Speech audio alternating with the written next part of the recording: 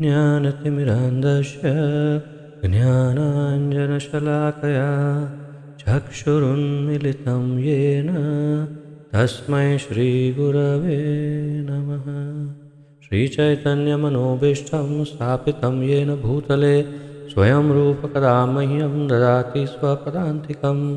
वन्देऽहं श्रीगुरो श्रीयुतपदकमलं श्रीगुरुन् वैष्णवांश्च श्रीरूपं साग्रजातं सहगण रघुनाथान्वितं तं सजीवं साद्वैतं सावधूतं परिजनसहितं कृष्णचैतन्यदेवं श्रीराधाकृष्णपादान् सहगण ललिता श्रीविशाखान्वितांश्च।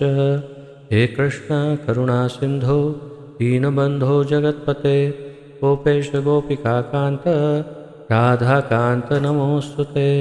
तप्तकाञ्चन गौराङ्गी राधे वृन्दावनेश्वरी वृषभानुसुते देवी प्रणमामि हरिप्रिये। वाञ्छाकल्पतरुभ्यश्च कृपासिन्धुभ्य एव च पतितानां पावनेभ्यो वैष्णवेभ्यो नमो नमः। अनन्तकोटिवैष्णववृन्द की जय। नारायणं नमस्कृत्य नरं चैव नरोत्तमं देवीं सरस्वतीं व्यासं ततो जयमुदीरयेत्।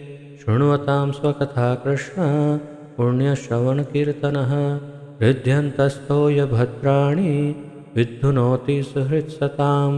नष्टप्रायेषु अभद्रेषु नित्यं भागवतसेवया भगवति उत्तमश्लोके भक्तिर्भवति नैष्ठिकी। ॐ नमो भगवते वासुदेवाय। ॐ नमो भगवते वासुदेवाय। ॐ नमो भगवते वासुदेवाय। नमः ॐ विष्णुपादाय कृष्णप्रेष्ठाय भूतले श्रीमते जयपताका स्वामिन् इति नामिने।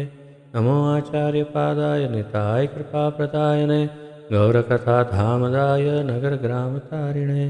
नमः ॐ विष्णुपादाय कृष्णप्रेष्ठाय भूतले श्रीमते भक्तिवेदान्तस्वामिन् इति नामिने। नमस्ते सारस्वते देवे गौरवाणी प्रचारिणे निर्विशेषशून्यवादी पाश्चात्यदेशतारिणे।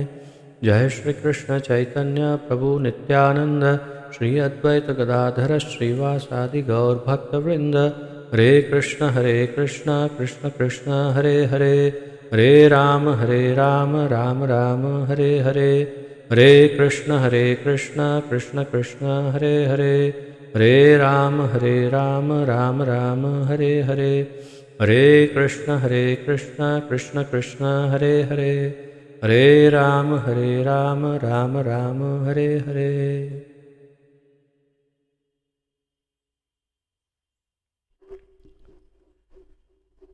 आप सभी का बहुत बहुत स्वागत है आज के इस दिव्य आनंदमय ज्ञान यज्ञ में। इसके अंतर्गत हम सम्मिलित रूप से श्रीमद् भागवत महापुराण का अध्ययन कर रहे हैं।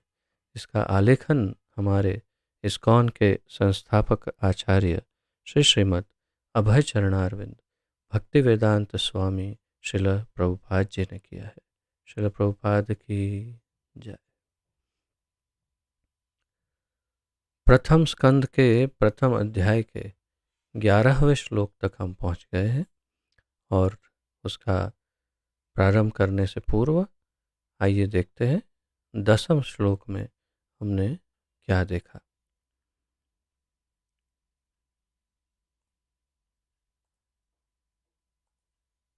सभी स्क्रीन देख पा रहे हैं?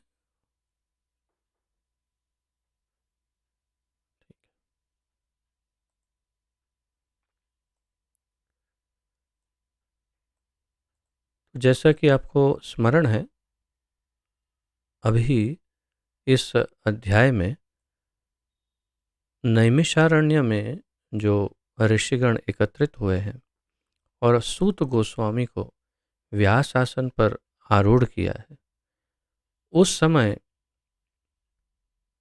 वे एक साथ मिलकर के सूत गोस्वामी से अनुरोध कर रहे हैं, अनुनय, विनय, प्रार्थना, याचना कर रहे हैं कि कृपया ऐसा मार्ग बताइए कि इस कलयुग के मनुष्य को लाभान्वित हो वो कलयुग का मनुष्य, तथा उसका सर्वोच्च लाभ यानी कि सर्वोच्च उसका जो ध्येय है मनुष्य जीवन का वो सिद्ध हो, और वो भी कम से कम समय में या कम से कम परिश्रम से। तो ऐसा एक उपाय बताइए, क्योंकि आप सभी शास्त्रों के ज्ञाता है, वेदों के ज्ञाता है, भागवत के ज्ञाता है, आप सर्वाधिक वयोवृद्ध भी हैं और आप सर्वाधिक ज्ञानी भी हैं और अध्ययन भी सबसे अधिक किया है। तो आप और आपने कई ऋषियों से, हर एक प्रकार के ऋषि से जो 6 अलग दर्शन बताएं उनका भी, तथा व्यासदेव का, सभी का आपने ज्ञान प्राप्त किया है। तो आप अब बताएं। और फिर इस प्रक्रिया में वे कलयुग की अवस्था भी बता रहे हैं। तो जो कल हमने जो श्लोक देखा 10वां श्लोक, उसमें वे बताते हैं प्रायेणाल्प आयुष्य सभ्य कलावस्मिन् युगे जनाः मंदा सुमंद मतयो मंदभाग्या यो उपधृताः। अर्थात हे विद्वान, यानी सूत गोस्वामी से कह रहे हैं, कली के इस लौह युग में लोगों की आयु न्यून यानी कम है। वे झगड़ालू, आलसी, पथभ्रष्ट, अभागे होते हैं तथा साथ ही साथ सदैव विचलित रहते हैं। इसका हमने काफ़ी विस्तार से अध्ययन किया कल, और कुछ महत्वपूर्ण पॉइंट्स भी देखे जो यहाँ हाईलाइट किए हुए हैं, आप लोगों ने भी नोट किए होंगे। और अब चलते हैं सीधे 11वें श्लोक पर। सार रूप में 10वें श्लोक में जो मनुष्य की दुर्दशा है, या होने वाली है, हो चुकी है, वैसे तो हो रही है और बढ़ती जाएगी। ये दुर्दशा प्रारंभ हो गई है और अधिक से अधिक बढ़ती जाएगी। तो उस दुर्दशा का सारांश चित्रण उस 10वें श्लोक में था। अब आगे 11वें श्लोक से प्रारंभ करते हैं उच्चारण तथा अनुवाद।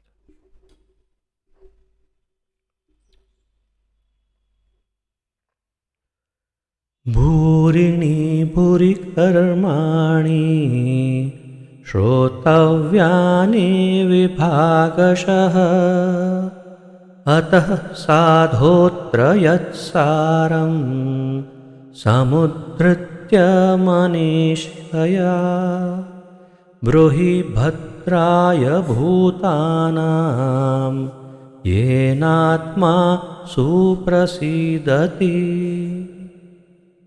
भूरिणी भूरि कर्माणि श्रोतव्यानि विभागशः अतः साधोऽत्र यत्सारं समुद्धृत्य मनीषया ब्रूहि भद्राय भूतानां येनात्मा सुप्रसीदति।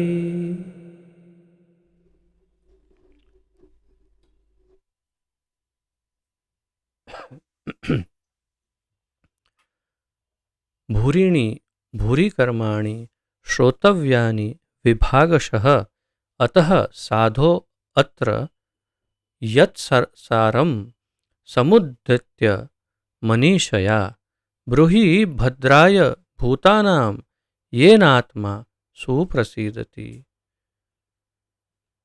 शब्दार्थ। भूरिणी, भू लंबा है, री लंबा है, णी छोटा है। भूरिणी बहुमुखी, भूरिणी का अर्थ है बहुमुखी। भूरी यानी अनेक, तो भूरिणी भूरी यानी बहुमुखी और अनेक, अर्थात कि अनेक बहुत सारे अलग अलग क्षमा करिए, अलग अलग कर्माणि, कर्म या कर्तव्य, श्रोतव्यानि, सीखने योग्य, श्रोतव्यानि यानी सुनने योग्य या सीखने योग्य। तो श्रुति से, श्रवण से सीखते हैं, इसलिए सीखने योग्य। विभागशः विषय अनुसार, विषयानुसार, विभागशः कैसे उसका विभाजन किया, विषय के अनुसार। अतः, अतएव, साधो, हे साधु यानी सुखदेव गोस्वामी, अत्र यहाँ पर, क्षमा करिए सुखदेव गोस्वामी, सूत गोस्वामी, अत्र यहाँ पर, यत जो कुछ, सारम निष्कर्ष, सार निचोड़, निष्कर्ष, समुद्धृत्य चुनाव करके, समुद्धृत्य इसका अर्थ है चुनाव करके यानी चुन के, ये नहीं ये इस तरह। मनीषया अपने ज्ञान के अनुसार सर्वश्रेष्ठ, मनीषया, मनीषी यानी बड़े विचारशील और बहुत ही ज्ञानी लोगों को मनीषी कहते हैं। मनीषया यानी बहुत सारे अपने ज्ञान के अनुसार जो सर्वश्रेष्ठ हैं वो, ब्रूहि कृपा करके बताएं, ब्रूहि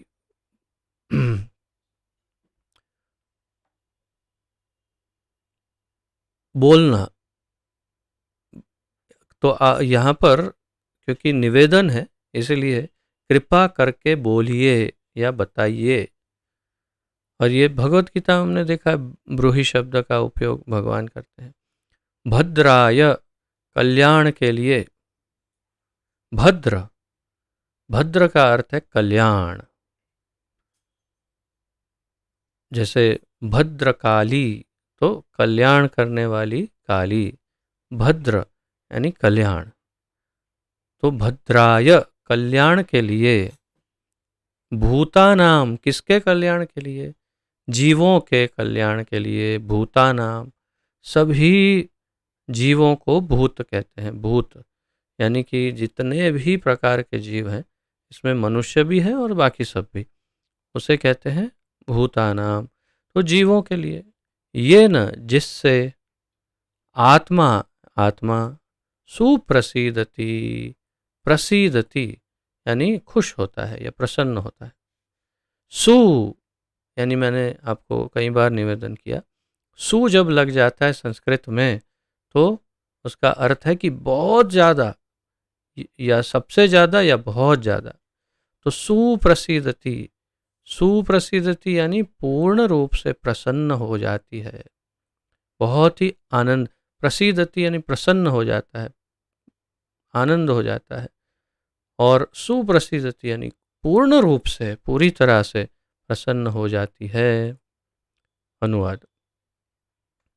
शास्त्रों के अनेक विभाग हैं और उन सब में अनेक नियमित कर्मों का उल्लेख है, जिनके विभिन्न प्रभागों को वर्षों तक अध्ययन करके ही सीखा जा सकता है। तो प्रभुपाद जी बता रहे हैं कि शास्त्रों में, अब शास्त्रों का अगर हम केवल नाम मात्र भी लेंगे तो 4 वेद, 108 उपनिषद, 18 पुराण, महाभारत, रामायण और भागवत, वास्तव में ये सब, और कई कुछ संहिताएं हैं, भाष्य है, वेदांत सूत्र है, ये सभी शास्त्र ही है वास्तव में। लेकिन मुख्य रूप से आप वेद, पुराण और उपनिषद को गिने और महाभारत और रामायण इत्यादि, तो ये शास्त्र, ये संपूर्ण शास्त्र है। तो शास्त्रों के अनेक विभाग हैं, हर एक 18 पुराण में सभी में भाव अलग अलग है। अमुक पुराण में अमुक देवता को सबसे प्रमुख बताया, अमुक पुराण में अमुक देवी को सबसे महत्वपूर्ण बताया। सभी पुराणों में अलग अलग भाव, सभी उपनिषदों में अलग अलग भाव। उपनिषद, उपनिषद यानी जो ऊपर की तरफ ले जाए या ऊपर ले जाकर स्थापित कर दे, तो उपनिषद। तो उपनिषदों में अलग अलग भाव, और उसमें भी 108 में से कुछ 11 उपनिषद महत्वपूर्ण बताए, उसमें अलग विचार भाव। तो सबके अलग नियम, अलग अलग अलग विभाग, अलग अलग सब कुछ अलग है इसमें, लेकिन सभी का, सारे शास्त्रों का ध्येय केवल एक ही है। अंततो गत्वा एक ही ध्येय है। परंतु ये जरूरी नहीं है कि कोई भी इनमें से कुछ भी पढ़ेंगे तो आप उस अंतिम ध्येय तक पहुंच जाएंगे, ऐसा जरूरी नहीं है। इसीलिए तो इनका निचोड़ दिया जाता है वेदांत सूत्र। वेदांत सूत्र का निचोड़ और अधिक दिया जाता है श्रीमद् भागवत के रूप में, और सारे उपनिषदों का निचोड़ भगवत गीता के रूप में दिया जाता है। तो शास्त्रों के अनेक विभाग हैं और उन सब में अनेक नियमित कर्मों का उल्लेख है। तो कैसे, ये जैसे कि मनु संहिता, मनु संहिता एक ऐसा अनमोल ग्रंथ है जो एक प्रकार से मार्गदर्शिका है कि मनुष्य को क्या करना चाहिए, क्या नहीं करना चाहिए, क्या करने से क्या फल मिलेगा, विस्तार से मनु संहिता में वर्णन है। ऐसे वैसे तो अनेक हैं, लेकिन मनु संहिता को प्रमुख माना गया है। तो उनमें नियम के और विभिन्न कर्मों के वहाँ पर उल्लेख सब जगह पर है, सभी शास्त्रों में, जिनके विभिन्न प्रभागों को वर्षों तक अध्ययन करके ही सीखा जा सकता है। और फिर उसके भी भाग है, उसका विभाग, उस विभाग का एक और विभाग, उसका लघु विभाग, उसका और एक लघु विभाग, छोटा और छोटा विभाग, एक बहुत सारे। तो कितनी ब्रांचेज और कितने उसमें से शाखाएं, उपशाखाएं, और उसकी भी उपशाखाएं, बहुत सारे नियम हैं। अतः हे साधु, ये कौन बोल रहा है? ये सब ऋषि सूत गोस्वामी को बता रहे हैं। तो इतने सारे इसके विभाजन हैं, और वो भी कई वर्षों तक अध्ययन करके ही इन्हें सीखा जा सकता है। अतः हे साधु, कृपया आप इन समस्त शास्त्रों का सार चुनकर समस्त जीवों के कल्याण हेतु समझाएं, जिससे उस उपदेश से उनके हृदय पूरी तरह तुष्ट हो जाए। तो क्या आवश्यकता थी उनको ये वर्णन करने की सभी शास्त्रों? क्योंकि अब समझ में आ रहा है कि भाई कलयुग में बैठे हैं हम लोग, प्रायण अल्प आयुष्य। तो कलयुग में सबसे पहले तो आयुष्य ही बहुत छोटा है।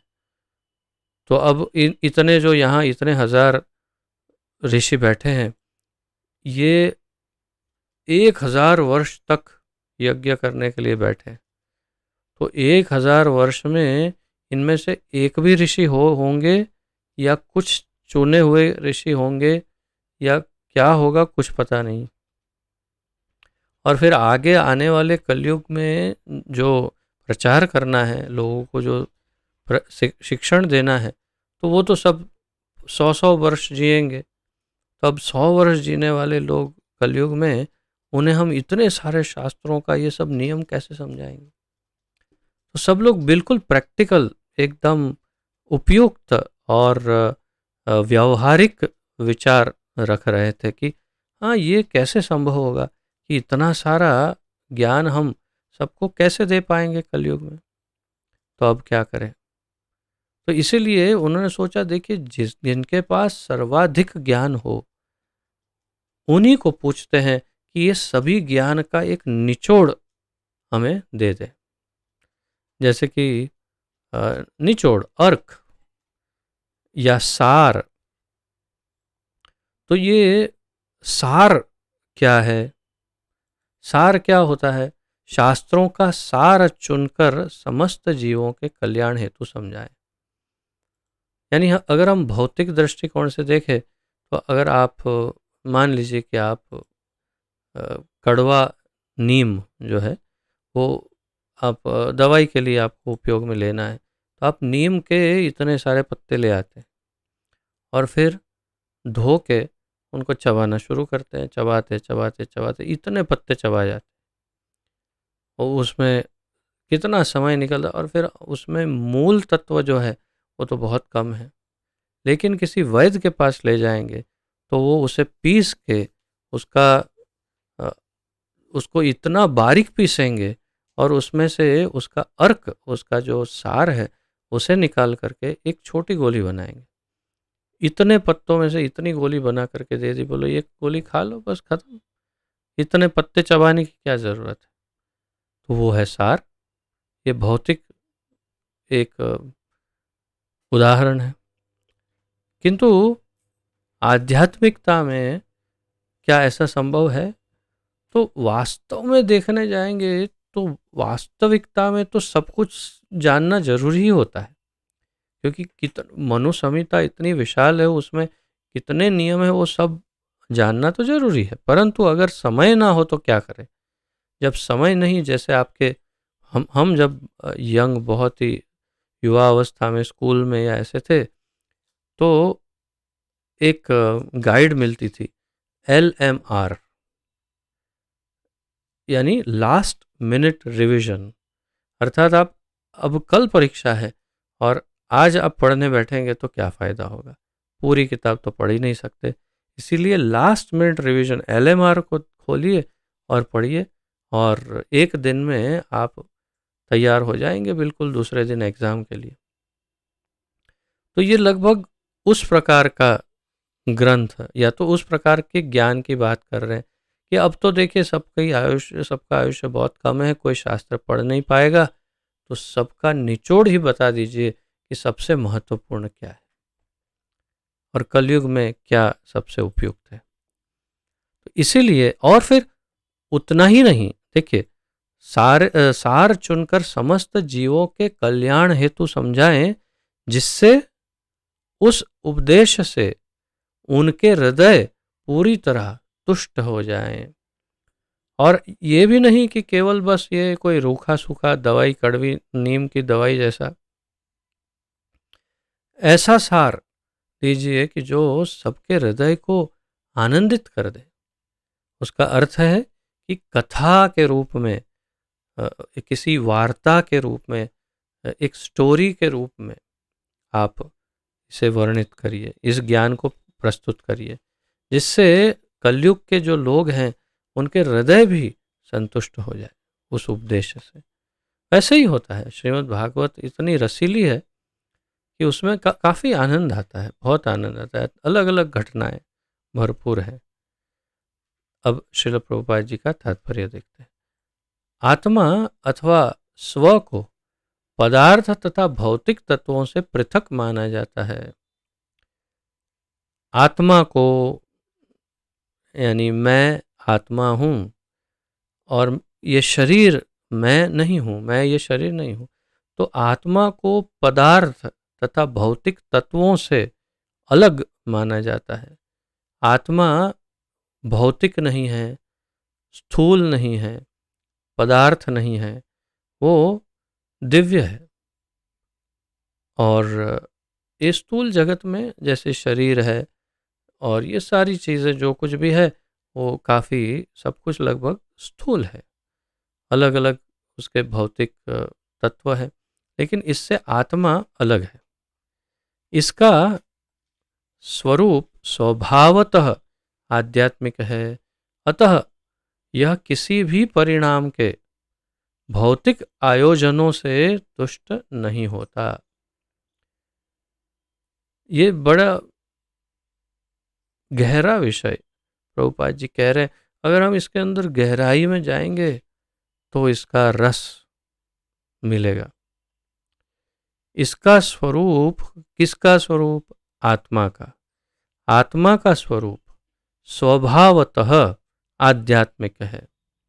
आत्मा का मूल स्वरूप या उसका जो स्वभाव है वो आध्यात्मिक है। तो आत्मा हमेशा आध्यात्मिक जगत से, जैसे एकदम सामान्य उदाहरण दूँ तो एक मछली जो है वो, उसका मूल स्वभाव जल में रहना है, तो वो जलचर है। मछली एक जलचर है और वो जल में रहने के लिए बनी हुई है। उसे जमीन पर रखेंगे और आप उसको संसार के संपूर्ण धन वैभव को दे देंगे तो भी वो मछली जमीन पर टिक नहीं पाएगी, मर जाएगी। चाहे आप उसको कुछ भी दे दो लेकिन वो नहीं रह पाएगी। क्यों? उसका मूल स्वभाव ही है और इसका निर्माण ही ऐसे हुआ है कि वो जल में ही खुश रह सकती है। उसी प्रकार आत्मा का स्वरूप है स्वभावतः आध्यात्मिक। तो मैं आत्मा हूँ, तो मेरा मूल स्वभाव आध्यात्मिक है। अतः यह किसी भी परिणाम के भौतिक आयोजनों से तुष्ट नहीं होता। तो जीवात्मा वास्तव में, भले ही वो चाहे कितना ऐसे लगे हाँ बहुत मजा आया, बहुत मजा आया, जलसा हो गया, बहुत आनंद आ गया, ऐसा कुछ नहीं हो सकता है। क्योंकि हम जो सोचते हैं वास्तव में उस वास्तविक आनंद, मूल आनंद, जो दिव्य सुख या आनंद है, उसका तो हमें ज्ञान ही नहीं है। हम केवल भौतिक दुख के आवरण को हटाने को सुख मानते हैं। इस पर ध्यान दीजिए मैं जो बोल रहा हूँ। हम जिसे सुख कहते हैं वो वास्तव में दुख का आवरण हटाने को, उस प्रक्रिया को सुख कहते हैं। उदाहरण कि आपने एक मिठाई, कुछ मीठा मुंह में डाला है और आप कहते बहुत मीठा है, बहुत आनंद आ गया, परंतु आपका मुंह मीठा नहीं था, यानी कि मीठे से रहित था। उसके ऊपर जब मीठा डाला तो आपको पता चला कि हाँ ये मीठा बहुत आनंददायक है। उसका अर्थ है कि मूल रूप में आप मीठे के संग में नहीं थे, यानी कि एक प्रकार से दुखी थे, और तब आपको मीठा दिया तो आपको लगा हाँ हाँ हाँ ये बहुत अच्छा है। परंतु आध्यात्मिक जगत का आनंद सतचित आनंद, यानी हमारा स्वभाव ही आनंदमय है। हम सभी जीवों का मूल स्वभाव ही आनंद है और इसीलिए सदैव आनंदित ही रहना वो उसका मूल स्वभाव है जीव का। परंतु हमें ध्यान नहीं, हम बिल्कुल विचलित हो गए हैं, हम विचलित हो गए, हम भ्रमित हो गए, इसीलिए हम उस मूल आनंद को छोड़ करके भौतिक आनंद ढूंढने यहाँ आ गए, जो है नहीं। अब देखिए भगवत गीता में भगवान इस संसार को दो बार कैसे बुलाते हैं। एक बार कहते हैं दुखालयम अशाश्वतम, ये संसार जो है वो दुख आलय है। दुखालयम यानी जहाँ पर जो मिल रहा हो उसे आलय कहते हैं। जैसे विद्यालय तो इसमें विद्या मिलती है, तो दुखालयम उसमें क्या मिलेगा? दुख। और अशाश्वतम यानी जो नित्य परिवर्तनशील है, हमेशा बदलता रहता है। जो कल था वो आज नहीं, जो आज है वो कल नहीं रहेगा, बदलता रहेगा। सब लोगों के मन, उनकी चेतना, उनके विचार, परिस्थितियाँ, ये वातावरण, सब कुछ बदलेगा। तो और दूसरी जगह पर वैसा ही नाम लेकर के पृथ्वी को या संसार को उद्देशित करते हैं भगवान, अनित्यम असुखम लोकम। अनित्यम और असुख, अनित्यम यानी अशाश्वतम यानी नित्य परिवर्तनशील, बदलता रहता है, और असुखम लोकम भगवान कहते हैं, यानी यह सुख कहाँ है? तो हम जिसे सुख कहते हैं वो वास्तव में दुख का आवरण जब हट जाता है तो उसे सुख कहते हैं। लेकिन वो आवरण ऐसा है जो तुरंत वापस आ जाएगा, क्योंकि ये है ही दुखालय। दुख तो सतत रहेगा, और थोड़े क्षण के लिए हम उसको खींच के ऐसे निकालते हैं, फिर आ जाता है दुख का आवरण, फिर खींच के निकालते हैं, फिर। और हमें लगता है देखो सुख मिल रहा है, सुख नहीं मिल रहा है, दुख का आवरण थोड़ी देर हट रहा है, ये हमें समझ नहीं आती। तो ये यहाँ पर इसका स्वरूप स्वभावतः आध्यात्मिक है, अतः यह किसी भी परिणाम के भौतिक आयोजन से तुष्ट नहीं होता, आत्मा संतुष्ट नहीं होती इन भौतिक सुखों से। संपूर्ण शास्त्र तथा आध्यात्मिक उपदेश इसी आत्मा की तुष्टि के निमित्त है। सारे शास्त्र जो हैं वे और आध्यात्मिक उपदेश जितने भी हैं वो सब इस आत्मा की तुष्टि यानी संतुष्टि के लिए है। तो सारे शास्त्र और सारे उनके अंदर जो आदेश है वो सब मिला जुला कर किसके लिए है? आत्मा को संतुष्ट करने के लिए, अर्थात संतुष्टि की तरफ ले जाने के लिए। विभिन्न कालों तथा विभिन्न स्थानों में नानाविध जीवों के लिए अनेक प्रकार के उपायों की संस्तुति की जाती है। विभिन्न कालों अलग अलग समय में तथा विभिन्न स्थानों में अलग अलग स्थानों पर नानाविध जीवों के लिए यानी अलग अलग प्रकार के अलग अलग शरीर में शरीरधारी जीवों के लिए अनेक प्रकार के उपाय की संस्तुति की जाती है। यानी कि अलग अलग उपाय दिखाए सबके लिए कि नहीं इनके लिए ऐसा सही है, ये योग्य है, इनको ऐसा करना चाहिए। वर्णाश्रम में भी आप देखेंगे तो ये वर्ण के लोगों को ऐसा करना चाहिए इन आश्रम में। फलस्वरूप प्रामाणिक शास्त्रों की संख्या अनगिनत है। अर्थात ऐसे बहुत सारे प्रामाणिक शास्त्र हैं कि जो हमने गिनवाए वो मूल रूप से, और अगर हम अलग धर्मों की भी बात करें तो भी उनके जो मूल ग्रंथ हैं उनमें भी मूल रूप में यही मार्गदर्शन है। तो इसलिए फलस्वरूप प्रामाणिक शास्त्रों की संख्या अनगिनत है, बहुत सारे प्रामाणिक शास्त्र हैं। इन शास्त्रों में विभिन्न विधियों तथा नियमित कर्मों का विधान है।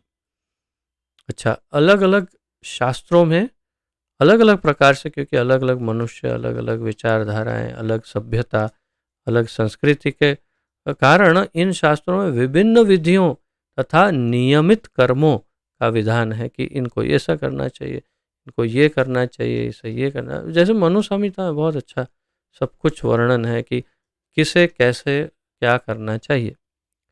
इस कली काल में सामान्य जनता की पतित अवस्था को ध्यान में रखते हुए नैमिषारण्य के मुनियों ने श्री सूत गोस्वामी से अनुरोध किया कि वे इन समस्त शास्त्रों का सार कह सुनाएं।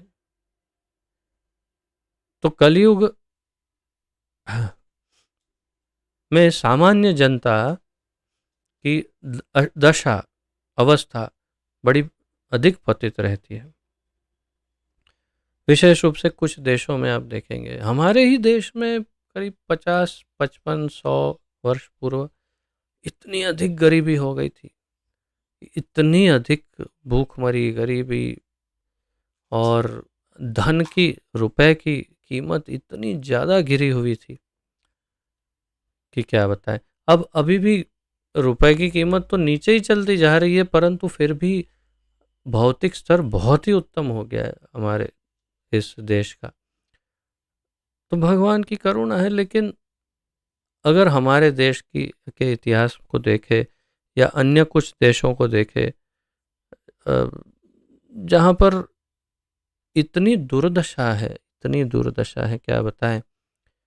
बहुत ही भयानक परिश्रम, जैसे चाइना में, वहाँ पर इतना अधिक पॉपुलेशन है, इतने अधिक जनसंख्या है, इतना संघर्ष, और अंततोगत्वा केवल बस 2 टाइम रोटी के लिए, बहुत ही।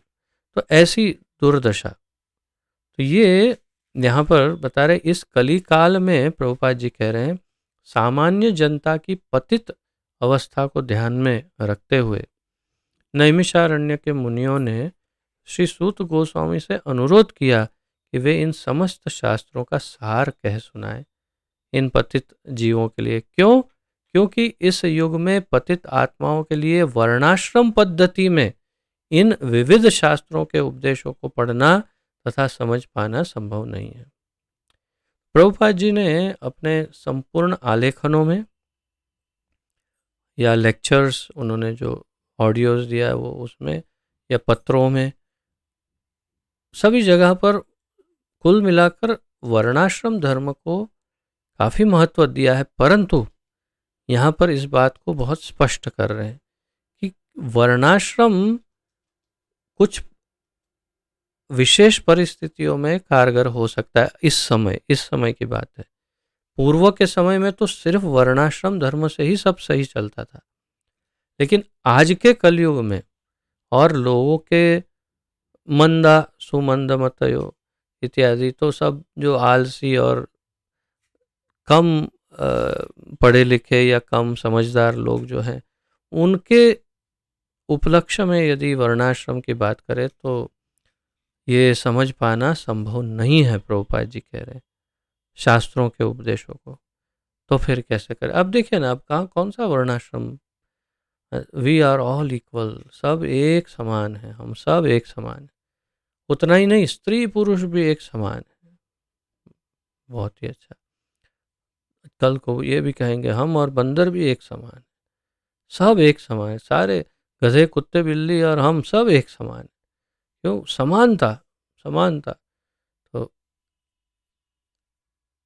अब वो तो पहले से ही, वो तो अब अभी पता चला, लेकिन पहले से ही पता होना चाहिए था कि ऐसे विचारधारा वाले तो उनके ही कैटेगरी में आते हैं, तो उन्हें फिर समानता स्थापित करने की ज़रूरत नहीं। कहने का तात्पर्य यह है कि ये वर्णाश्रम पद्धति जो है, 4 वर्ण 4 आश्रम, वो आज के युग में लगभग असंभव है, प्रभुपाद जी कह रहे हैं। तो फिर क्या किया जाए? तो इसीलिए ऐसा कुछ उपाय सूत गोस्वामी को पूछ रहे हैं नैमिषारण्य के ऋषि कि ये वर्णाश्रम को भी नहीं स्थापित करने की जरूरत पड़े और कुछ ऐसा दे दो कि जो सभी के लिए हितकारी हो, समहिता हो, यानी सबके हित के लिए हो। मनुष्यों को आध्यात्मिक स्तर तक उठाने के लिए वर्णाश्रम वाले समाज को सर्व उत्कृष्ट संस्था माना जाता था, किंतु कलियुग के कारण इन संस्थाओं के विधि विधानों को पूरा कर पाना संभव नहीं रह गया है। यही बात है। परंतु पूर्व काल में वास्तव में सिर्फ वर्णाश्रम के आधार पर संपूर्ण मानव समाज या संपूर्ण मानव सभ्यता हमेशा कारगर रहती थी। हमेशा ऐसे ही काम होता था, सब कुछ वर्णाश्रम धर्म से विभाजित होता था और उससे सब कुछ बिल्कुल सुचारू रूप से चलता था। अस्पताल भी नहीं थे और कोई पागल खाने नहीं थे और न वृद्धाश्रम थे। तो ये कैसे संभव है? ये वर्णाश्रम धर्म को ठीक से पालन करने से ये बिल्कुल संभव है कि न अस्पतालों की ज़रूरत पड़ेगी, न वृद्धाश्रमों की, और न पागल खाने और न अन्य किसी चिकित्सालयों की। सब कुछ बिल्कुल सुचारू रूप से चलेगा और सब खुश रहेंगे। लेकिन ये अभी संभव नहीं है इस युग में। तो किंतु कलयुग के कारण इन संस्थाओं के विधि विधानों को पूरा कर पाना संभव नहीं रह गया, प्रभुपाद जी कह रहे हैं।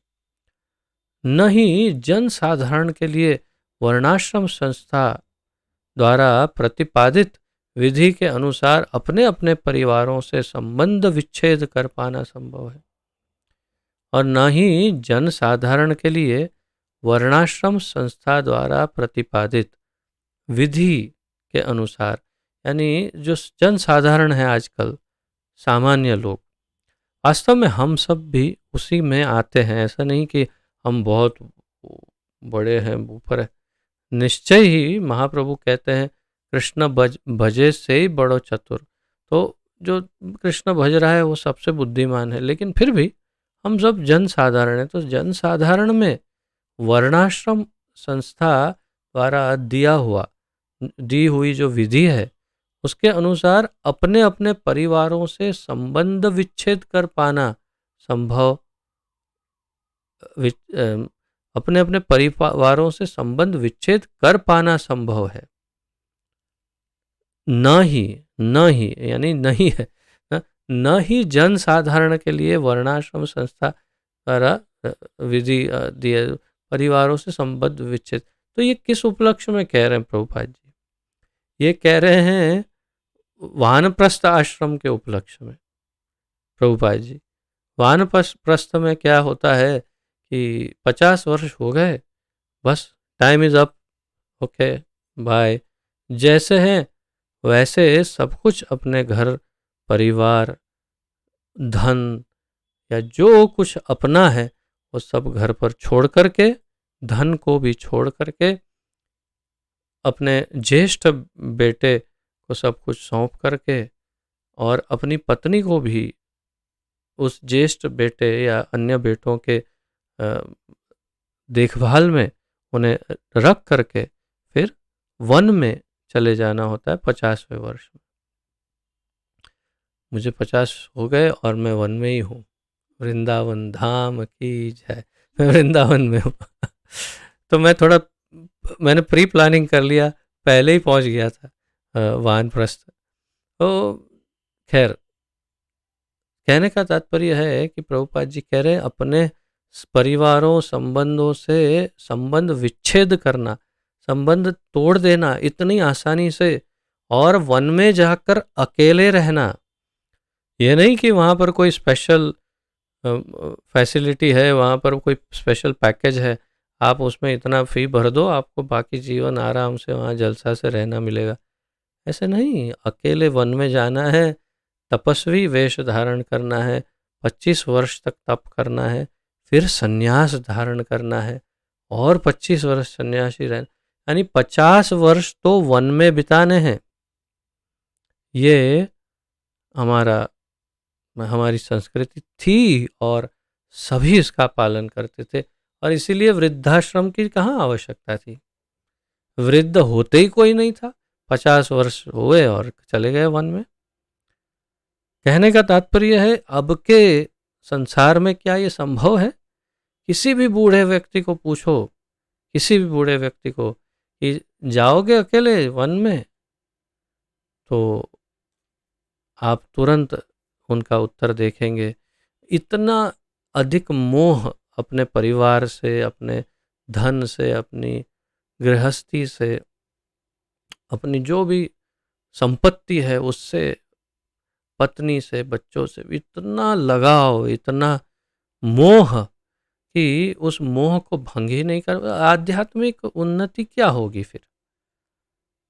तो ये संभव नहीं है। लेकिन कलयुग में ऐसा नहीं हो पाएगा कि वानप्रस्थ लेकर सब चले जाएंगे। प्रभुपाद जी कह रहे हैं सारा परिवेश विरोध से व्याप्त है, और सब कुछ तो इस वर्णाश्रम के रूल से विरोध में सब व्याप्त है। तो इस पर विचार करते हुए यह देखा जा सकता है कि इस युग में सामान्य जनों का आध्यात्मिक उत्थान अत्यंत कठिन है।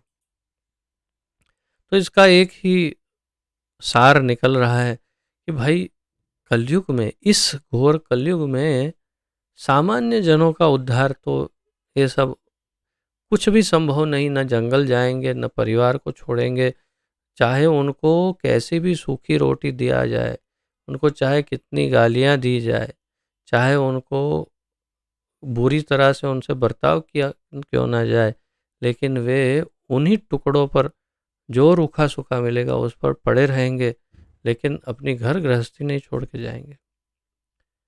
उसी प्रकार सभी जो वर्ण के और आश्रमों के नियम हैं, उनमें से ना कोई ब्राह्मणत्व में है, ना कोई वास्तविक क्षत्रिय है, ना कोई वास्तविक ये वैश्य है। आज के सभी वैश्य बनने जाते हैं, यानी कि सभी बिजनेस करने का प्रयास करते हैं, जबकि वो उसका स्वधर्म ही नहीं, फिर बुरी तरह से फेल होते हैं, तब भी समझ में नहीं आता कि वर्णाश्रम भंग हुआ है। तात्पर्य यही है कि इस कलयुग में तो ये सब संभव नहीं है, तो फिर ऐसा कुछ मिलना चाहिए ज्ञान कि जो ये सब का पूरक हो, यानी ये सब नहीं करेंगे तो भी चलेगा, ऐसा क्या है। तो जिस कारण से मुनियों ने इस विषय को श्री सूत गोस्वामी के समक्ष रखा, उसकी व्याख्या अगले श्लोक में की गई है। और अब अगले श्लोक में ये बता रहे हैं ऋषि कि क्यों ऐसा ये जो प्रस्ताव रख रहे हैं, तो ऐसा क्यों। अब यहाँ पर भगवान के विषय में पहली बार स्वयं भगवान के विषय में ऋषि बोलने लग जाते हैं और उनसे ये सीधा अनुरोध करते हैं सूत गोस्वामी से कि आप भगवान के विषय में बोलिए। तो आइए इसका उच्चारण करते हैं।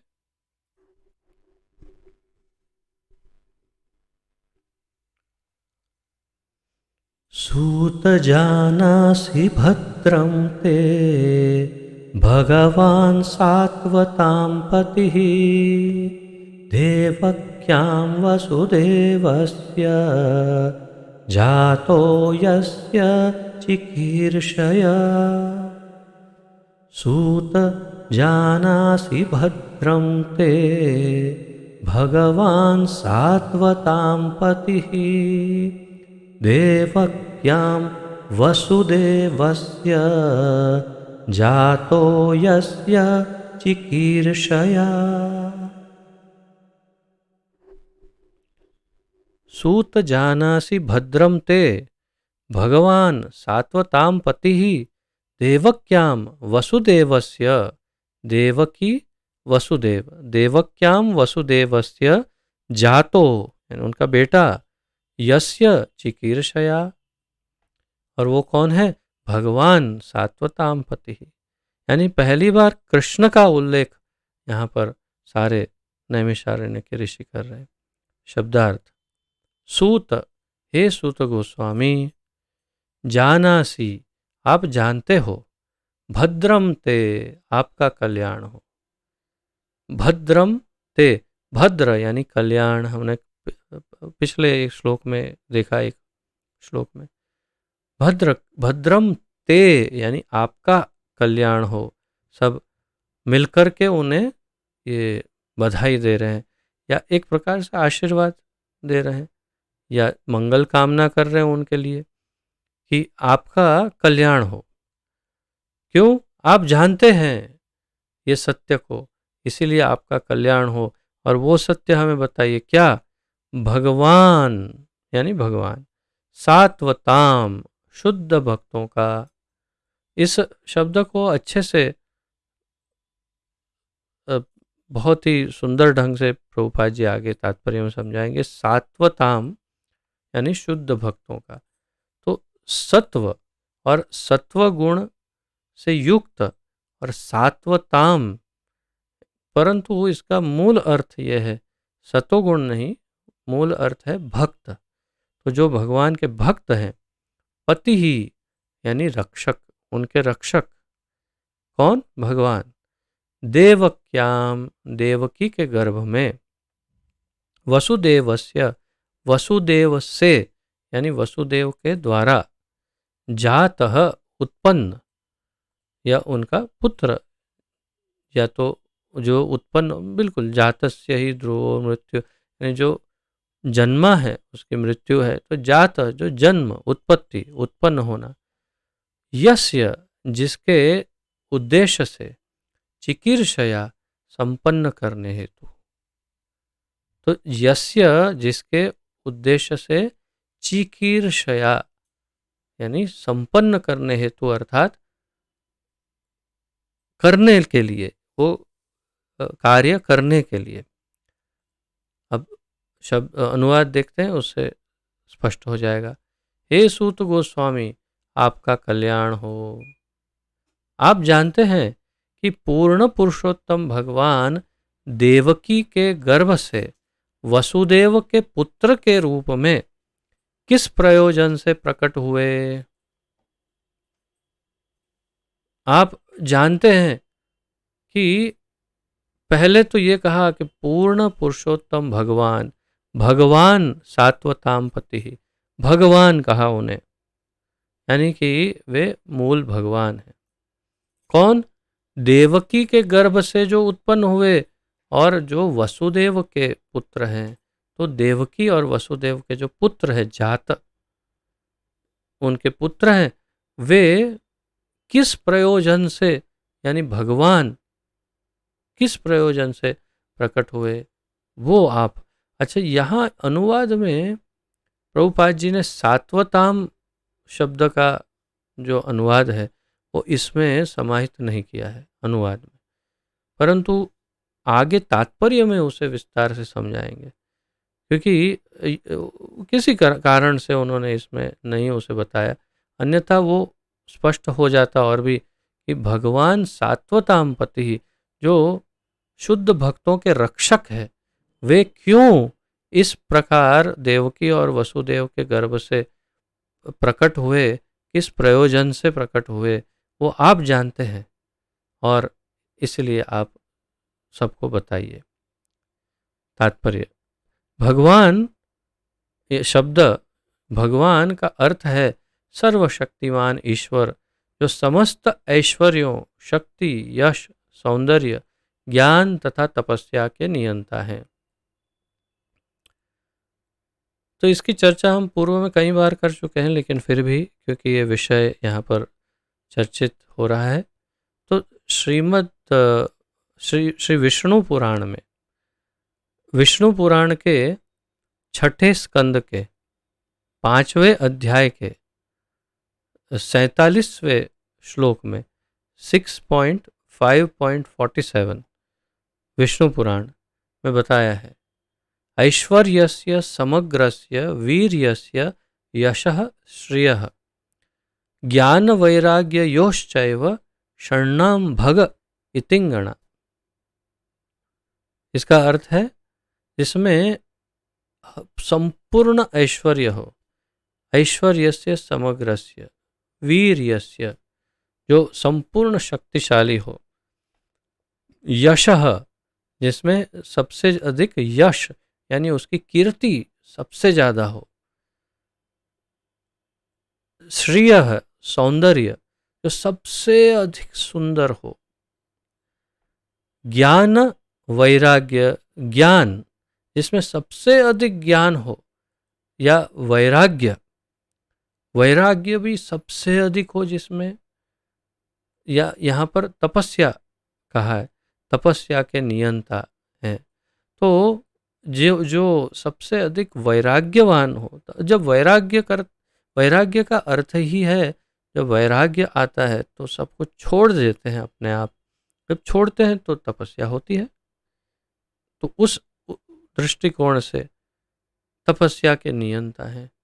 तो ये जिसमें सबसे अधिक ऐश्वर्य यानी धन वैभव सब कुछ सबसे अधिक हो, सबसे अधिक शक्ति हो, सबसे अधिक कीर्ति हो, यश हो, नाम हो, जिसका सबसे अधिक सुंदर हो, सबसे अधिक ज्ञानवान हो, और छठा सबसे अधिक वैराग्यवान हो, उसे शरणाम भग इतिंगणा, यानी वो उन्हें भगवान कहा जाता है। तो भग शब्द का अर्थ इस प्रकार विष्णु पुराण में 6.5.47 में समझाया है। इसी का यहाँ प्रभुपाद जी उल्लेख कर रहे हैं, वे अपने शुद्ध भक्तों के रक्षक हैं। तो भगवान अपने शुद्ध भक्तों के रक्षक है। यद्यपि ईश्वर सबों पर समभाव रखने वाले हैं, तो भी वे अपने भक्तों पर विशेष कृपालु रहते हैं। इसके लिए तो वही भगवत गीता का बड़ा विचित्र श्लोक, भगवान एक लाइन में तो कुछ कहते हैं, दूसरी लाइन में बिल्कुल बिल्कुल विरोधाभासी बात। यही तो विशेषता है कृष्ण की, कि एक वाक्य में कुछ कह रहे हैं और बिल्कुल उसके नीचे वाली लाइन में बिल्कुल विरोधाभासी बात करते हैं। पहली लाइन में क्या कहते हैं, ये 9वें अध्याय का 29वां श्लोक है, 9.29। भगवान कहते हैं, समोहम सर्वभूतेषु न मे द्वेष्योस्ति न प्रियः। समोहम सर्वभूतेषु, मैं सभी के लिए बिल्कुल एक समान हूँ। मैं किसी से न द्वेष करता हूँ, न मुझे कोई अत्यंत प्रिय है। तो लिखते हैं ना, यद्यपि ईश्वर सबों पर समभाव रखने वाले, लेकिन दूसरी लाइन में क्या कहते हैं, ये भजन्ति तु मां भक्त्या मयि ते तेषु च अपि अहम। लेकिन जो मेरा भक्त है, मैं उसके अंदर रहता हूँ, वो मेरे अंदर रहता है। और प्रभुपाद जी अंग्रेजी में उसका जो अनुवाद है वो थोड़ा अलग करते हैं। वो मेरा दोस्त है और मैं उसका दोस्त हूँ, ऐसे उन्होंने अनुवाद किया है। अर्थात कि मैं उसमें हूँ, यानी बहुत ही मेरा सबसे अच्छा दोस्त। तो पहले अभी अभी क्या कहा था वो, क्या कि मैं सभी के प्रति एक समान हूँ, न किसी को द्वेष करता हूँ, न किसी से अधिक प्रेम करता हूँ, यानी कि न में द्वेष न प्रिय, प्रिय नहीं है कोई। और अभी अभी कह रहे हैं दूसरी लाइन में कि मेरा जो भक्त है, मैं उसके अंदर रहता हूँ, वो मेरे अंदर रहता है, यानी कि अतिशय प्रिय है। तो ये क्या बात हुई, विरोधाभासी। परंतु यही सत्य है, भगवान का यही भाव समझना आवश्यक है। जो पूरी भगवत गीता में यदि समझने वाला कुछ हो तो शायद ये श्लोक है। ये श्लोक जो समझ जाएगा वो समझ जाएगा कि भगवत गीता क्या है। भगवत गीता में यही समझने योग्य है कि भगवान के भक्त सर्वोपरि है। भगवान के भक्तों की तुलना किसी के साथ नहीं हो सकती, और भगवान की भक्ति ही सर्वोपरि है। भगवत गीता का ही अर्थ भक्ति योग है। संपूर्ण भगवत गीता ही भक्ति योग है वास्तव में। जिनके ठाकुर जी की कृपा हो वही ये समझ पाते हैं, अन्यथा वो इधर उधर इधर उधर इधर इधर गोल गोल गोल गोल गोल घूमता रहता है, लेकिन निष्कर्ष समझ नहीं पाता। भगवान इतना बड़ा, इतने ऐसे ऐसे ऐसे कितनी चैलेंज दी है, भक्तों को कितना टॉप पर पहुंचाया है, ऐसे कैसे कितने सारे श्लोक है भगवत गीता में। इसी के बाद वाले जो दो श्लोक हैं 9.30 और 31, उसमें भी कहते अपि चेत्सु दुराचारो भजते माम अनन्य भाग साधुरेव समन्तव्य सम्यक व्यवसितो ही सा। बहुत ही अत्यंत दुराचारी व्यक्ति हो, सभी को बहुत कष्ट देता हो, लेकिन मेरा भक्त हो तो समझना कि वो साधु है। और आगे फिर उसके बाद कहते हैं क्षिप्रम भवति भवति धर्मात्मा शाश्वत शांति निगच्छति कौन्तेय प्रतिजानीहि न मे भक्तः प्रणश्यति। और वो जल्दी ही धर्मात्मा भी बन जाएगा और शाश्वत शांति मिल जाएगी उसे, चाहे कितना भी बड़ा दुराचारी हो, लेकिन यदि वो मेरा भक्त है तो वो धर्मात्मा बनेगा, उसे शाश्वत शांति मिलेगी। और अर्जुन, तुम सबको बताओ, मैं बोलूँगा तो शायद हो सकता है मैं मेरे वाक्यों से बदल भी जाऊं, लेकिन मेरा भक्त बोलेगा तो मैं कभी बदलूंगा नहीं। इसलिए अर्जुन तुम घोषणा करो, क्या, न मैं भक्त प्रणश्यति, मेरे भक्त का पतन कभी नहीं हो सकता। जो इतने श्लोक देख लेता है ना भगवत गीता में, और जिसके पास वास्तविक बुद्धि है, वास्तविक बुद्धि, वो उसी क्षण निश्चय करता है कि भक्ति योग बस और कुछ नहीं। और वो भी कृष्ण की भक्ति। जो कृष्ण का भक्त है वो सर्वोपरि है, श्रेष्ठतम है, उसमें कोई संशय ही नहीं। पूर्ण भगवान है कृष्ण, उनका भक्त कैसे कष्ट में हो सकता है। तो यदि अभी ईश्वर सबों पर संभाव रखने वाले हैं तो भी वे अपने भक्तों पर विशेष कृपालु रहते हैं।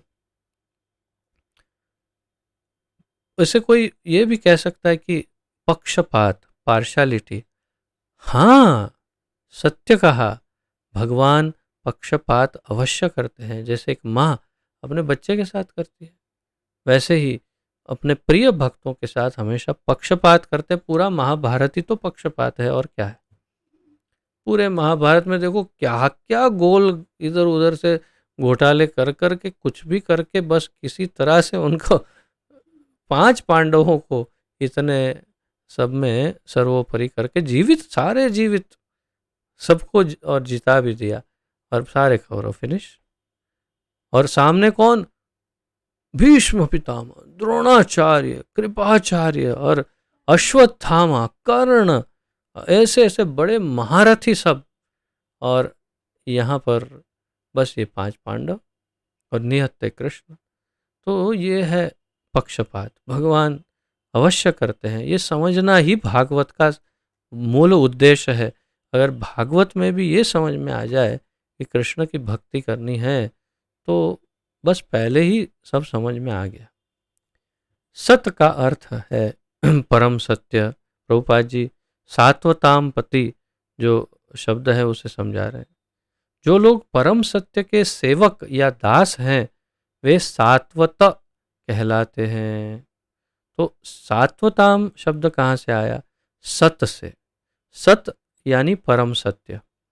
जो लोग परम सत्य के सेवक हैं या दास हैं यानी भगवान के सेवक हैं वे सात्वत कहलाते हैं। तो सात्वत यानी भगवान के सेवक। तो सात्वताम पति यानी उनके दासों के नाथ भगवान। ऐसे शुद्ध भक्तों की रक्षा करने वाले भगवान सात्वतों के रक्षक कहलाते हैं। ये उनका अर्थ है सात्वताम शब्द का, कि ऐसे शुद्ध भक्तों की रक्षा करने वाले भगवान सात्वतों के रक्षक यानी सात्वताम पति कहलाते हैं। भद्रम ते उसका अर्थ है आपका कल्याण हो। से मुनियों द्वारा वक्ता से परम सत्य के विषय में जानने की उत्सुकता का द्योतक है। तो वक्ता से परम सत्य के विषय में, भगवान के विषय में जानना है, इसलिए पहले उन्हें बधाई या जो वरिष्ठ होंगे वो आशीर्वाद या मुख्य रूप से उनके लिए प्रार्थना, मंगल कामना कर रहे हैं। भद्रम ते आपका कल्याण हो। और किस लिए? परम सत्य के विषय में जानने की उत्सुकता है। तो इसलिए अब आप बोलिए, आप बहुत ही आपका कल्याण होगा। आप हमें बस दीजिए, वो अमृत दीजिए। पूर्ण पुरुषोत्तम भगवान श्री कृष्ण वसुदेव की पत्नी देवकी से प्रकट हुए। वसुदेव आध्यात्मिक पद के प्रतीक हैं जिसमें परमेश्वर का प्राकट्य होता है।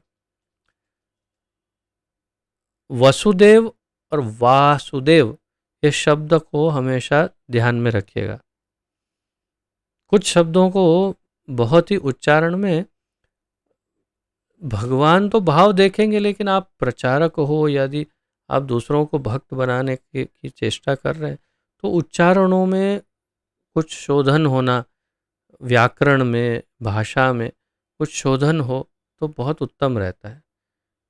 जैसे वसुदेव और वासुदेव 2 शब्द हैं, बहुत सारे लोग उसका उच्चारण वसुदेव का भी वासुदेव, वासुदेव का भी वासुदेव करते हैं। तो वसुदेव के पुत्र वासुदेव है। वसुदेव और देवकी ये पति पत्नी है और उनका पुत्र वासुदेव कृष्ण है। तो ये हमेशा एक, जैसे कृष्ण शब्द है, अगर आप वास्तविक उच्चारण देखेंगे तो कृष्ण, अब हम यदि उस शब्द को उसके ऊपर ध्यान दें, जैसे यहाँ है स्क्रीन पर श्री कृष्ण लिखा है, तो गुजरात में और उड़ीसा में क्रू उच्चारण होता है इसका, क्रू। कुछ जगहों पर क्री उच्चारण होता है, लेकिन वास्तव में कृ यानी कि न क्रू है न क्री है। एक अलग ही प्रकार से जिह्वा को उसे मोड़ करके उसका उच्चारण होता है कृ। और श और ण है, न नहीं है। तो कृष्णा नहीं है, कृष्ण है, कृष्ण। तो कृष्ण ये उसका वास्तविक उच्चारण है। लेकिन आजकल आप देखेंगे कृष्ण लिखने में भी ण के पीछे एक डंडी भी और जमा देते हैं। उन्हें समझ भी नहीं आता लिखने वालों को कि इसमें एक डंडी अधिक हो गई, उससे उसका उच्चारण हो जाता है कृष्णा। कृष्णा द्रौपदी का नाम है, द्रौपदी का नाम है कृष्णा। तो कुछ सामान्य चीज़ें थोड़ा ध्यान देंगे तो जैसे राम, तो राम ये उसका उचित उच्चारण है राम, लेकिन या तो राम उच्चारण करते हैं या रामा करते हैं। तो ये कुछ थोड़ी बहुत सावधानियां बरतने से हम अच्छा प्रभाव डाल सकते हैं जैसे सिखाते हैं उन पर। लेकिन भाव में फर्क नहीं पड़ेगा, भगवान आपका भाव देखेंगे, उच्चारण नहीं, ये निश्चित है। इसलिए ऐसे तो निश्चिंत रहिए, परंतु फिर भी प्रयास तो कर ही सकते हैं अच्छा करने के लिए। और ये श्लोक भी बहुत छोटा सा है, आज ये भी एक ले ही लेते हैं।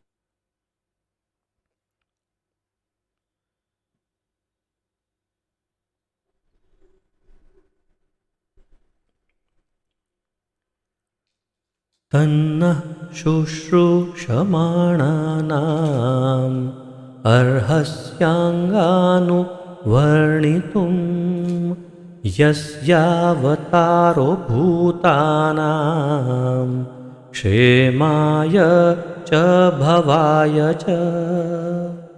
तन्नः शुश्रूषमाणानाम् अर्हस्याङ्गानुवर्णितुं यस्यावतारो भूतानां क्षेमाय च भवाय च।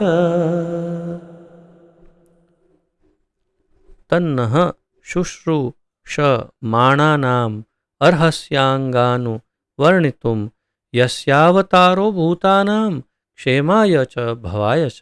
शब्दार्थ, तत् वे नः हमको, शुश्रूषमाणानाम जो प्रयत्नशील है, ये शब्द का प्रयोग हमने पहले भी देखा था, शुश्रूषु, और तीनों शु अलग है, उसका उच्चारण सबसे बड़ी चैलेंज है।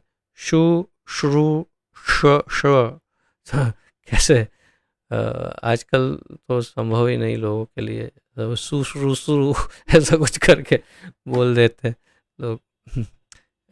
अच्छा है आप लोगों के माइक ऑफ है, नहीं तो अभी तो अलग अलग क्या क्या सुनने मिल जाता। और हंसी करना चाहिए। अंग अंग, हे सूत गोस्वामी, सूत गोस्वामी का और एक नाम है अंग। अनुवर्णितुम, पूर्ववर्ती आचार्यों का अनुगमन करते हुए व्याख्या करने के लिए। अच्छा, सूत भी जो है वास्तव में रोमहर्षण सूत और ये सूत वो, तो सूत भी एक एक्चुअली पदवी का नाम है, पद का नाम है। तो ये इनके पिताजी और ये सूत गोस्वामी जो हैं उनके विषय में भी आगे जाकर के थोड़ा वर्णन आएगा भविष्य में। तो यहाँ पर उनका एक जो नाम है उसका यहाँ उच्चारण है अंग। अनुवर्णितुम, पूर्ववर्ती, अनुवर्णितुम यानी कि जो श्रृंखला में, क्रम में या परंपरा में, तो पूर्ववर्ती आचार्यों का अनुगमन करते हुए व्याख्या करने के लिए, परंपरागत रूप से व्याख्या करने के लिए। यस्य, जिसका, अवतारः, अवतार, भूतानाम, जीवों के, क्षेमाय, कल्याण के लिए, च, तथा, भवाय, उन्नति के लिए, च, तथा। तो आपने देखा, मैं आपसे निवेदन कर रहा था कि संस्कृत में कोई भी शब्द कहीं जोड़ दो तो अर्थ सही निकलता है। तो आप देखिए, च यानी तथा, भवाय उन्नति के लिए, च, तथा। तो कभी हिंदी में या किसी भी अन्य भाषा में आप तथा या एंड या और, जिसे हिंदी में कहते हैं, उसको अंत में कैसे लगा सकते हैं? अंत में लगाओगे और, तो फिर कोई पूछेगा हाँ और क्या, उससे आगे क्या, लेकिन यहाँ च एंड में लगाया।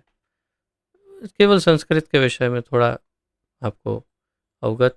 तो हे सूत गोस्वामी, हम भगवान तथा उनके अवतारों के विषय में जानने के लिए उत्सुक हैं। कृपया हमें पूर्ववर्ती आचार्यों द्वारा दिए गए उपदेशों को बताइए, क्योंकि उनके वचन श्रवण तथा कहने सुनने दोनों से ही मनुष्य का उत्कर्ष होता है। वांचन, या तो वांचन, what is in English last line? कृपया हमें पूर्ववर्ती आचार्य। हम्म हम्म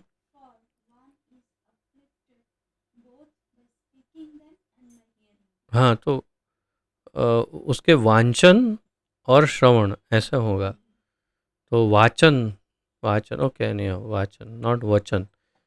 सो हे सूत गोस्वामी, हम भगवान तथा उनके अवतारों के विषय में जानने के लिए उत्सुक हैं। केवल भगवान के विषय में नहीं, उनके अवतारों के, अवतारः यानी अवतार, बहुत स्पष्ट रूप से। तो भगवान और उनके अवतारों के विषय में हमें जानना। कृपया हमें पूर्ववर्ती आचार्यों अनुवर्णितुम, पहले के जो आचार्यों ने जो उपदेश बताए हैं और उसके अनुसार, क्यों? क्योंकि उनके वांचन और श्रवण तथा कहने सुनने दोनों से ही मनुष्य का उत्कर्ष होता है। तो वो पढ़ेगा कोई तो भी उसका उत्कर्ष होगा, यानी कल्याण हो जाएगा, और सुनेगा तो भी कल्याण होगा। किसी को कुछ देगा, वो ग्रंथ ला कर दे देगा तो भी कल्याण होगा। यानी किसी भी तरह से ये ऐसा ज्ञान भगवान के विषय में है जो कोई भी किसी भी प्रकार से एक दूसरे को देगा तो दोनों का कल्याण होगा। तो इस बात को यहाँ ध्यान पे रखना है। तात्पर्य, यहाँ पर परम सत्य के दिव्य संदेश के श्रवण हेतु आवश्यक शर्तें प्रस्तुत की गई है। तो परम सत्य का दिव्य संदेश भगवान के विषय में सुनना हो तो उसकी आवश्यक शर्तें लागू हो रही है, जो बता रहे हैं कि कंडीशंस अप्लाई, शर्तें लागू। कौन सी शर्तें हैं बताइए? पहली शर्त यह है कि श्रोता को अत्यंत निष्ठावान तथा सुनने के लिए उत्सुक होना चाहिए। इसे निश्चय ही मार्क करना है, तो ये पूरा ही मार्क करते हैं। यहाँ पर परम सत्य के दिव्य संदेश के श्रवण हेतु आवश्यक शर्तें प्रस्तुत की गई है। पहली शर्त है कि श्रोता को अत्यंत निष्ठावान तथा सुनने के लिए उत्सुक होना चाहिए। पहली शर्त क्या है? श्रोता को, सुनने वाले, आप सब सुनने वालों को अत्यंत निष्ठावान और दृढ़ श्रद्धा भगवान पर हो, एकदम अटूट और परिपक्व श्रद्धा हो, जो कोमल श्रद्धा ना हो, स्थायी श्रद्धा हो ऐसा, और फिर निष्ठा हो कि हम भगवान के लिए बस कुछ करना चाहते हैं उनके लिए।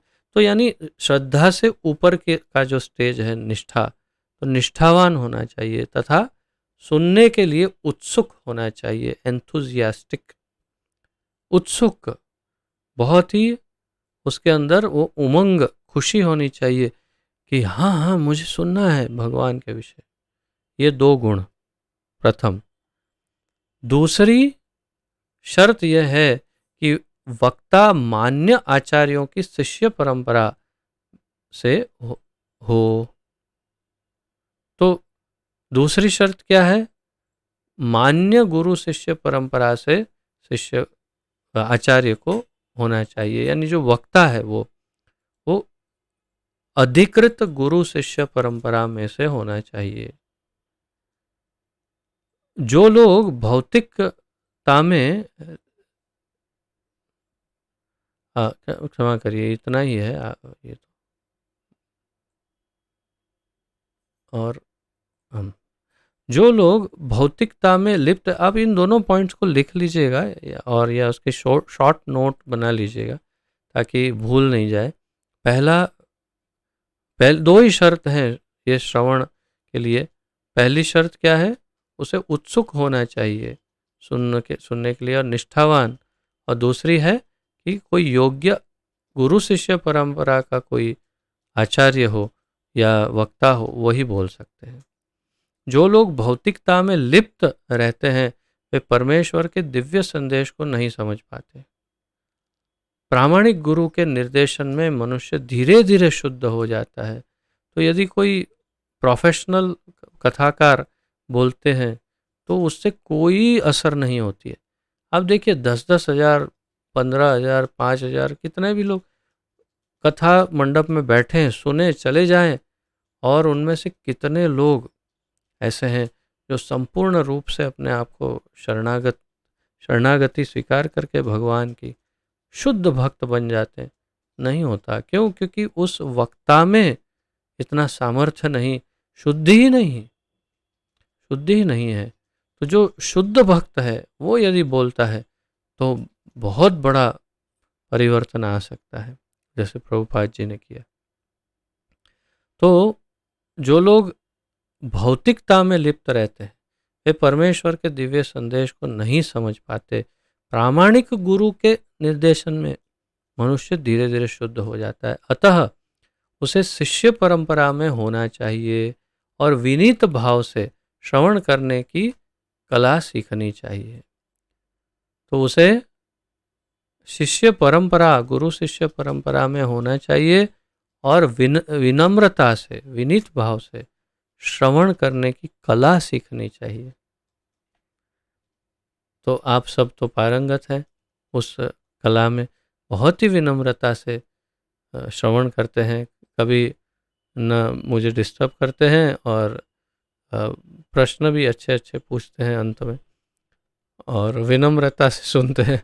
तो आप लोग पारंगत है इस गुण में, उसका अर्थ ये हुआ।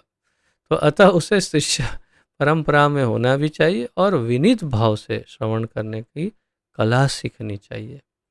सूत गोस्वामी तथा नैमिषारण्य के मुनि इन शर्तों को पूरा करते हैं, क्योंकि श्रील सूत गोस्वामी श्रील व्यास देव की परंपरा के हैं और नैमिषारण्य के ऋषि मुनि निष्ठावान जीव हैं। तो परस्पर है। नैमिषारण्य के सारे ऋषि मुनि बड़े उत्तम हैं और विनम्र है बहुत, और यह सामने सूत गोस्वामी व्यास देव की परंपरा से है और उनके अंदर भी बहुत सारे गुण हैं। तो जो सत्य जानने के लिए लालायित हैं ऐसे निष्ठावान ऋषि मुनि नैमिषारण्य में है।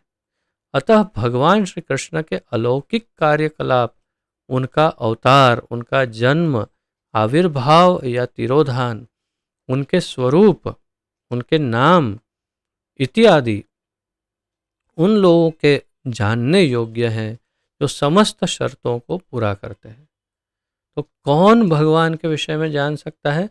जो इन शर्तों को पूरा करता हो, वो उनके नाम, उनके अवतार, उनके जन्म, उनका आविर्भाव या उनकी लीला समाप्ति या उनका स्वरूप क्या है, ये सब जानने के लिए अधिकृत है, जो ऊपर की शर्तों को पूरा करते हैं। कौन सी शर्त? एक तो ये कि वो निष्ठावान हो और उत्सुकता से सुने, और दूसरा जो गुरु शिष्य परंपरा में वक्ता है उसी से सुने। ऐसे उपदेश आध्यात्म के पथ पर अग्रसर सभी मनुष्यों के सहायक होते हैं, और ऐसे उपदेश जो हैं, जो योग्य गुरु शिष्य परंपरा से योग्य व्यक्ति के मुख से उत्पन्न होते हैं, वे अध्यात्म के पथ पर अग्रसर, जो आध्यात्मिक जीवन के प्रति आगे बढ़ रहा है, उन सभी मनुष्यों की सहायता कर सकता है ऐसा ज्ञान या ऐसा उपदेश। अन्यथा नहीं होता है कल्याण, ये निश्चित है। तो इस प्रकार आज 13 श्लोक तक अध्ययन हम संपन्न करते हैं, समाप्त करते हैं, और यहाँ पर 14 श्लोक का अध्ययन कल करेंगे। यदि किसी का आज के इस विषय के उपलक्ष्य में कोई प्रश्न, जिज्ञासा आदि हो, प्रस्तुत कर सकते हैं।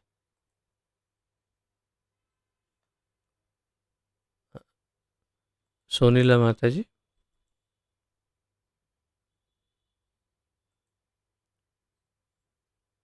कि ये तो ये व्यासदेव परंपरा और नैमिष ऋषि परंपरा दोनों में क्या अंतर है?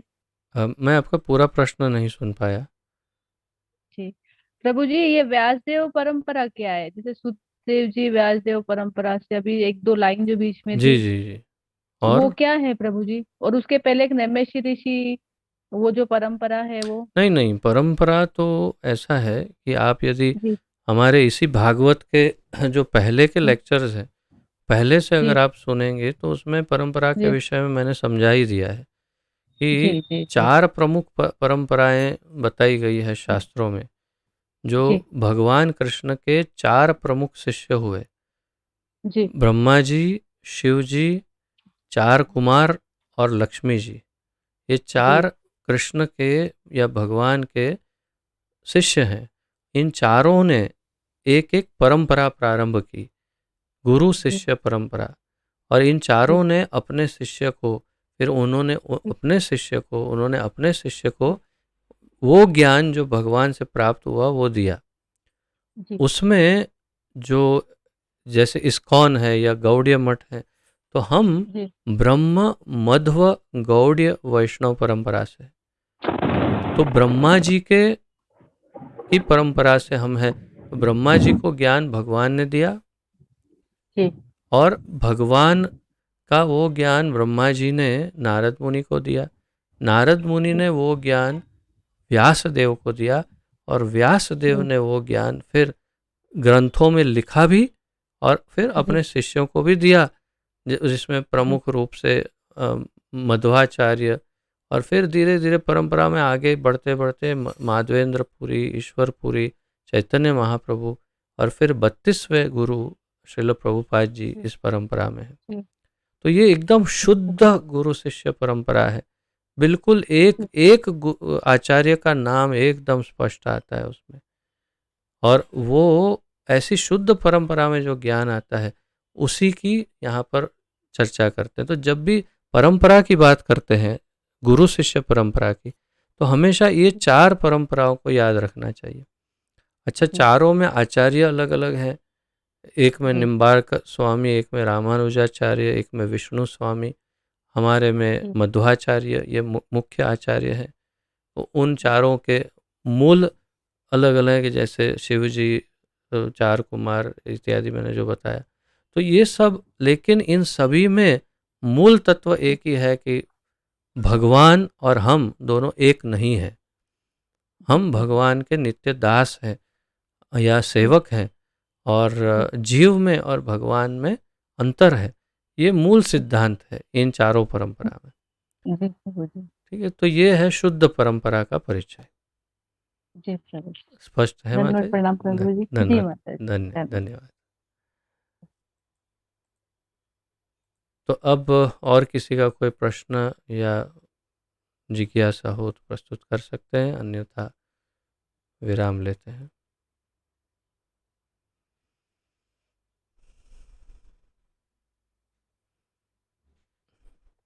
मुझे कहने की आवश्यकता तो नहीं है कि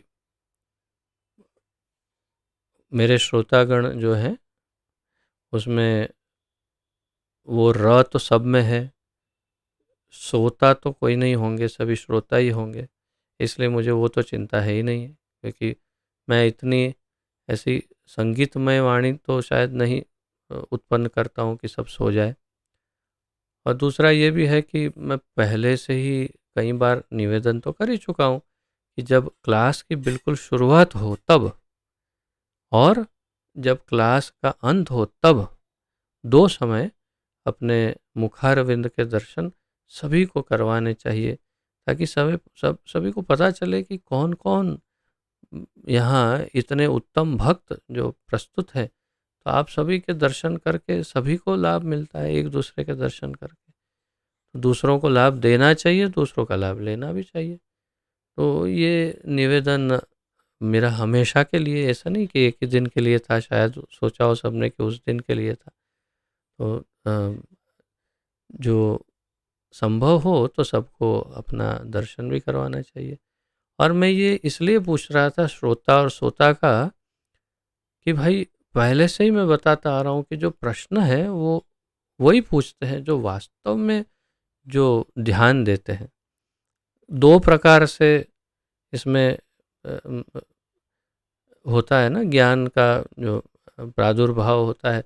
तो ज्ञान जब आता है तो कभी कभी एकदम आसानी से आता है और सीधा अंदर चला जाता है, और कभी कभी वो फास्ट बॉलर की तरह सीधा ऐसे आता है, आगे गिरता है, और या तो गिरता भी नहीं, सीधा ऐसे सर के ऊपर से एकदम निकल जाता है, जिसे कहते हैं बाउंसर।